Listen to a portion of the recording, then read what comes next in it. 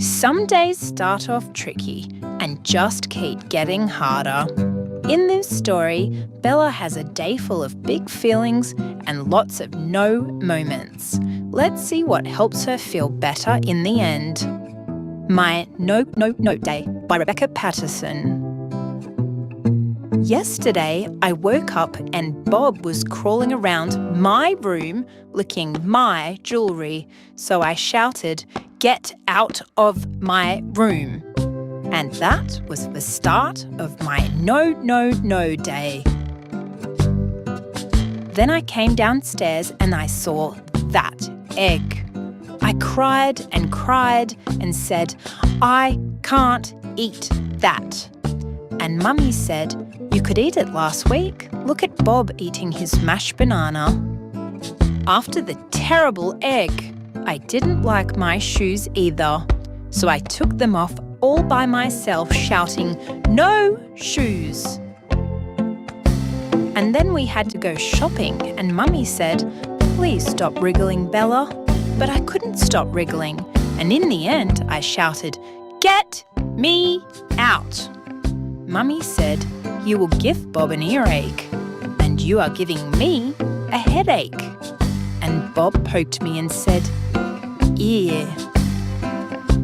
At lunchtime, Sasha and her mummy came to play and to have some peanut butter and grapes and a cookie. But my cookie broke.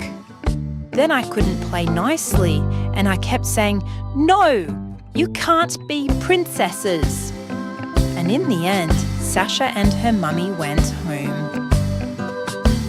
In the afternoon, it was my ballet lesson. I said, "Ballet is too itchy."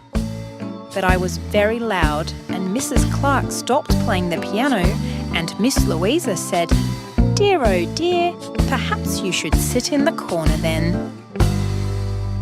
On the way home, we met the lady who lives next door and she said that Bob was the sweetest thing she'd seen all day.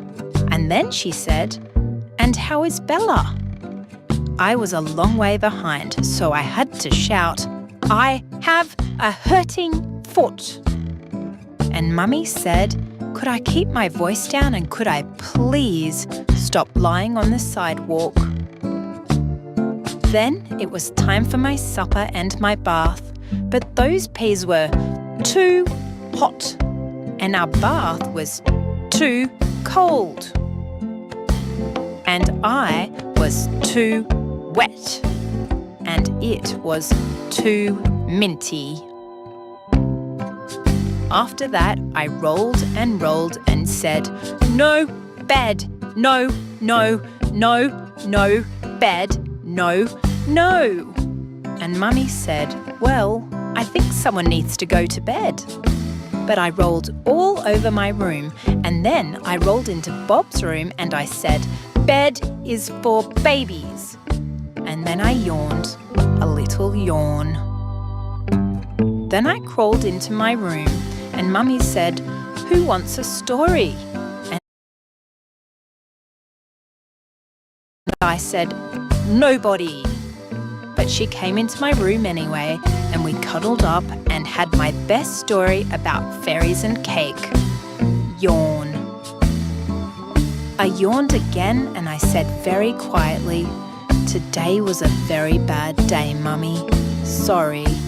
And she kissed me goodnight and said, "I know, we all have those days sometimes, but perhaps you'll be more cheerful tomorrow."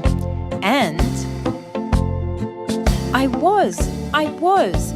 was cheerful all day long.